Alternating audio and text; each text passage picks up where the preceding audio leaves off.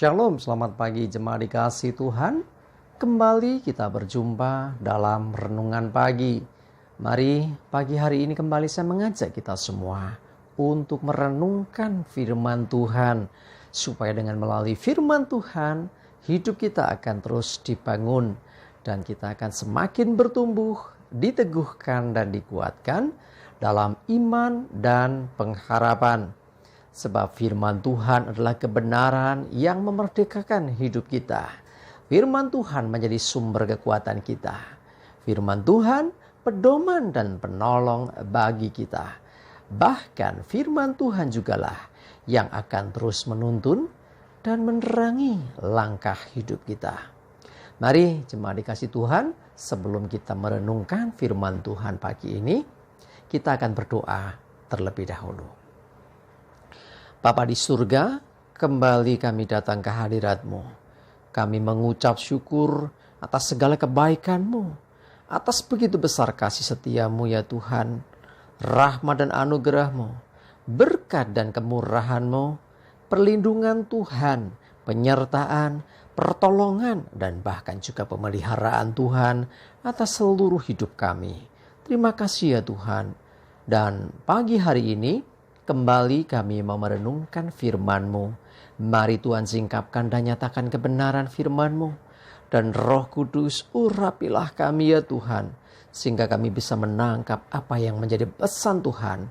Dan juga melakukannya di dalam hidup kami. Terima kasih.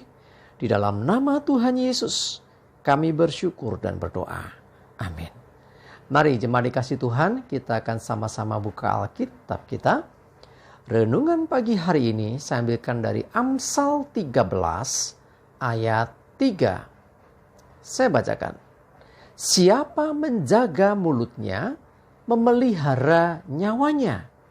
Siapa yang lebar bibir, akan ditimpa kebinasaan. Sebab dikasih Tuhan perhatikan. Siapa menjaga mulutnya, ucapannya, perkataannya.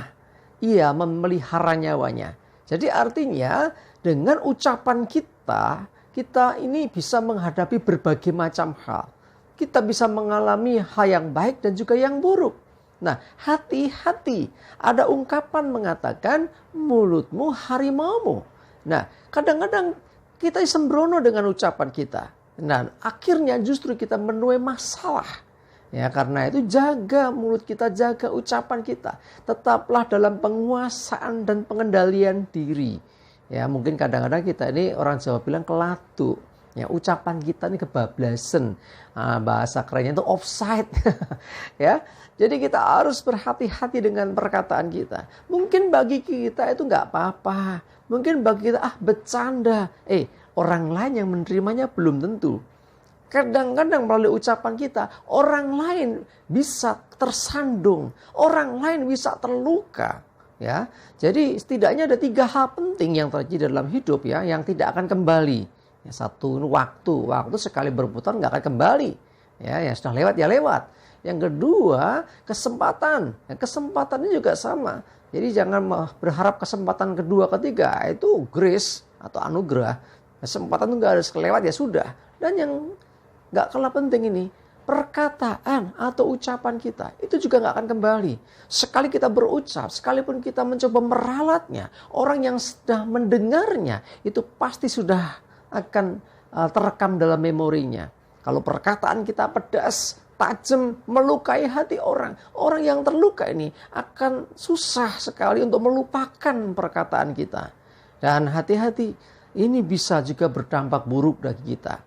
Mungkin di zaman modern bukan hanya ucapan mulut ya, tetapi sekarang ada media sosial misalnya. Uji apa yang kita sampaikan di sana, jejak digital itu sudah dihapus saudara. Nah, jadi kalau kita nggak bijaksana, nggak hati-hati, apa yang kita posting di media sosial itu akan terekam di sana. Kalau ada orang tersinggung, itu jadi masalah serius yang akhirnya justru membahayakan diri kita. Makanya firman-Nya berkata, siapa menjaga mulutnya memelihara nyawanya. Tetapi siapa yang lebar bibir akan ditimpa kebinasaan. Jadi masalah, kesulitan akan terjadi ketika kita tidak berhati-hati dengan ucapan bibir kita. Coba kita lihat lagi firman Tuhan dalam Amsal 10 ayat 19. Saya bacakan. Di dalam banyak bicara, pasti ada pelanggaran. Tapi siapa yang menahan bibirnya berakal budi. Perhatikan, dalam banyak bicara, pasti loh.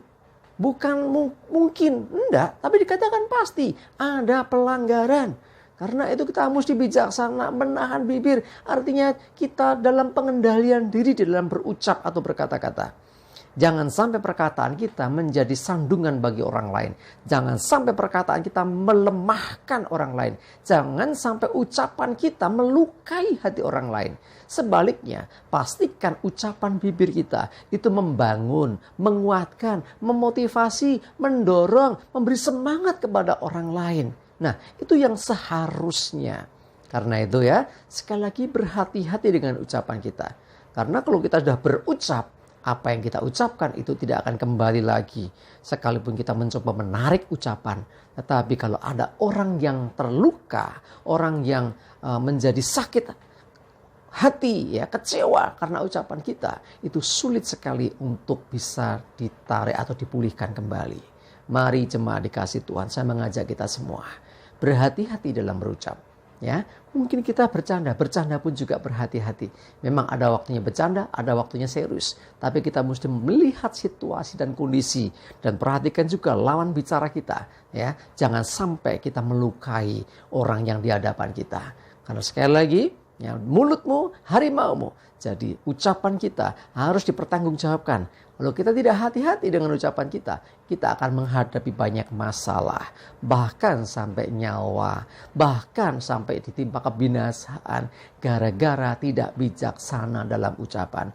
Mari ketika kita berkata-kata, berucap, selalu harus bijaksana. Ya, jangan sampai kita menyesali perkataan kita sendiri. Dan itu sulit sekali untuk kita bisa menghapuskan apa yang sudah kita ucapkan. Mari jemaat dikasih Tuhan, saya juga nggak perlu banyak bicara hari ini ya supaya ya tidak ada pelanggaran. Firman Tuhan berkata, dalam banyak bicara pasti ada pelanggaran. Ya, intinya ayo berhikmat, berhati-hati dalam berkata-kata. Amin, kita berdoa. Bapa di surga, terima kasih, kami bersyukur firman-Mu kembali mengingatkan kami untuk kami berhati-hati dengan ucapan kami, dengan perkataan kami. Biarlah melalui perkataan kami Tuhan, kami tidak melukai orang, tetapi kami justru membangun, menguatkan, memberi motivasi dan dorongan, dan memberi semangat baru kepada orang lain. Dan melalui perkataan kami, biarlah kami menyuarakan kabar baik kepada semua orang, dan bukan justru melukai, mengecewakan, dan membuat orang sakit hati. Roh Kudus tolong kami ya Tuhan, supaya kami bijaksana di dalam ucapan dan perkataan kami. Terima kasih ya Tuhan, kami menyerahkan seluruh hidup kami hari ini dalam pimpinanmu.